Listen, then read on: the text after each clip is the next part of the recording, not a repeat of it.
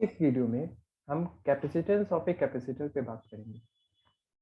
तो कैपेसिटर एक ऐसा डिवाइस है जो इलेक्ट्रिकल चार्ज को स्टोर करता है।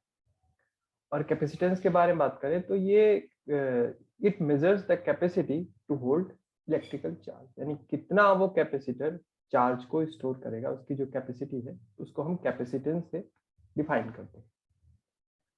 तो कैपेसिटर बेसिकली एक कंडक्टर होता है।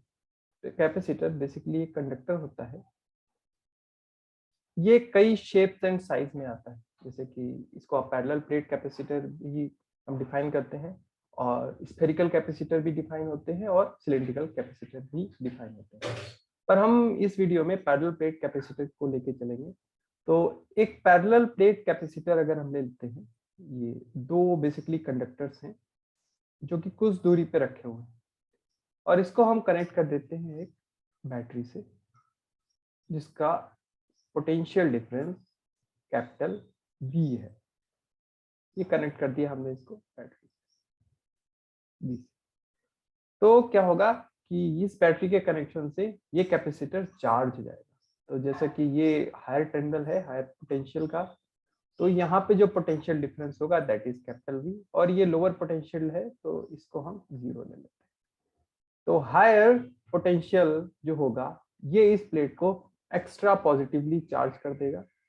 सो that plate gets positively charge, और जो अनदर प्लेट है वहां पे दैट गेट्स निगेटिवली चार्ज। तो ये था, बैटरी से हमने इस कैपेसिटर को चार्ज कर दिया। तो अब इसमें जो कैपेसिटर है इसमें हमारा चार्ज स्टोर हो गया। अब इस चार्ज को हम यूज कर सकते हैं। बहुत सारे डिवाइसेस में इसका यूज होता है। कोई भी मोटर जब हमें स्टार्ट करना होता है तो उसमें हमें ज्यादा एनर्जी इनपुट चाहिए होता है, तो उसको स्टार्ट करने के लिए उसमें हम कैपेसिटर यूज करते हैं। और पंखे, बहुत सारे रोटेशनल डिवाइसेस में इसका यूज होता है कैपेसिटर्स का। तो कैपेसिटेंस के बारे में अगर हम बात करें तो कैपेसिटेंस जो है, इसमें देखें, इस कैपेसिटर में हम देख सकते हैं कि जो चार्ज आपका एक्स्ट्रा चार्ज जो इसमें आया that is basically directly proportional to potential difference. जो पोटेंशियल डिफरेंस जो होगा उसी की वजह से ये एक्सेस चार्ज आया, जो कि पोटेंशियल डिफरेंस हमने बैटरी से एक्स्ट्रा इसमें ऐड किया। तो ये Q, अगर ये प्रोपोर्शनैलिटी अगर हम हटाएं, that is Q is equals to CV. So here C basically denote the capacitance of a capacitor. Here C is a capacitance of a capacitor, which is nothing but C is equals to charge divided by potential difference. Potential difference. So इसको हम Q by V से denote करते हैं। तो ये capacitance का equation है। और इसमें बात करें अगर हम, तो ये जो कैपेसिटेंस है इसका जो अगर हम यूनिट के बारे में बात करें तो इसको फैरेड इसका यूनिट है। We called the unit of capacitance is basically farad, because charge का जो यूनिट है C, coulomb, divide by volt, that is joule per coulomb. तो दैट इज बेसिकली फैरेड। इसको हम फैरेड से नोट करते हैं। तो ये था कैपेसिटेंस का इक्वेशन। अब हम इसमें आगे बात करते हैं कि बेसिकली ये जो कैपेसिटेंस होता है ये दो चीजों पे मेजरली डिपेंड करता है। The first one is, the first thing जिस पे ये मेजरली डिपेंड करता है वो है that is the shape and size. ये शेप एंड साइज पे इसका कैपेसिटी डिपेंड करता है, बिकॉज अगर आप पैरेलल प्लेट कैपेसिटर लेते हैं तो उसका कैपेसिटेंस अलग होगा। स्फेरिकल कैपेसिटर लेते हैं तो उसका अलग होगा, और सिलिंड्रिकल कैपेसिटर लेते हैं तो उसका कैपेसिटेंस अलग होगा। तो ये डिपेंड करता है शेप एंड साइज, कौन सा शेप और कौन सा साइज ले रहे हैं। Shape and size of the capacitor, और ये डिपेंड करता है also nature of the medium, यानी अगर ये वैक्यूम में रखा है, एयर में रखा है, या कोई और मीडियम इसमें आप इंक्लूड करेंगे तो ये उस पर भी इसकी कैपेसिटी डिपेंड करेगी। तो that is nature of medium, nature of medium, or we can also say that permittivity.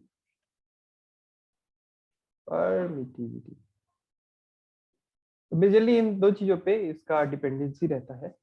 और अगर हम बात करें, ये जो 1 फैरेड यूनिट है, ये बहुत ही लार्ज यूनिट है। जितने भी आपको बेसिकली टेक्स्ट बुक में कहीं पे भी या एक्सपेरिमेंट भी करते हैं हम ब्रेड बोर्ड पे, तो वहां पे आपको जो कैपेसिटर मिलेगा वो आपको बेसिकली माइक्रोफैरेड में, पिकोफैरेड में, है ना, इस यूनिट्स में मिलेगा। माइक्रोफैरेड, पिकोफैरेड, यानी ये 1 farad is a very large unit.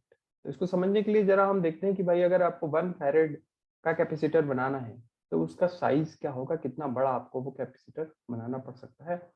तो इस बात को समझने के लिए हम लेते हैं एक स्फेरिकल कंडक्टर। तो एक स्फेरिकल कंडक्टर हम ड्रॉ कर लेते हैं,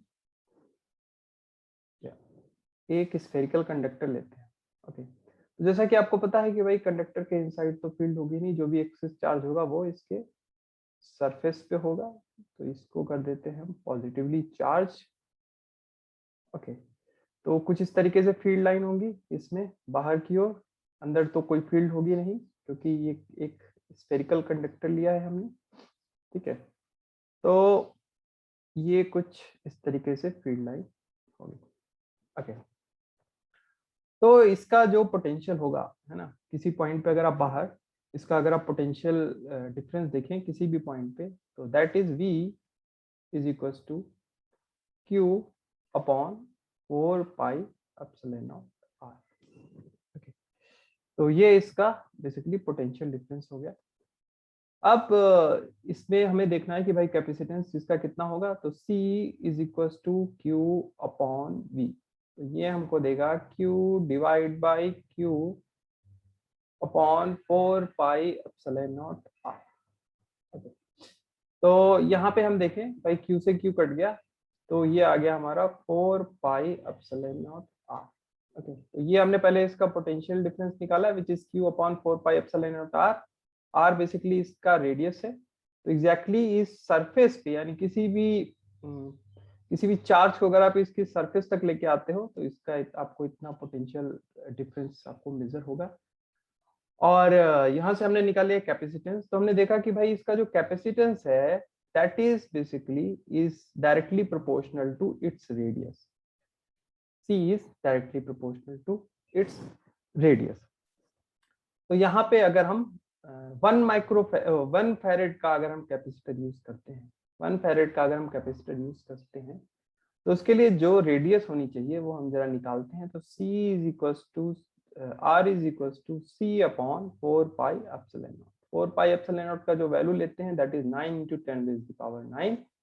और जो कैपेसिटेंस है वो 1 फैरेड का है। सो यहाँ पे हम पुट कर देते हैं 1 फैरेड। और यहाँ पे जो वैल्यू मिल रही है, देखिए ये SI यूनिट में 9 into 10 raised to the power 9 metre, है ना। और इसमें अगर हम वैल्यू पुट करें, वैल्यू नहीं पुट करेंगे, इसको जरा किलोमीटर में चेंज करें तो ये हमको आइडिया देगा कुछ 9 into 10 raised to the power 6 kilometre. ठीक है, तो इस रेडियस का हमको ये कंडक्टर जो है ये लेना होगा, कैपेसिटर डिजाइन करना होगा, स्फेरिकल कैपेसिटर इतना बड़ा।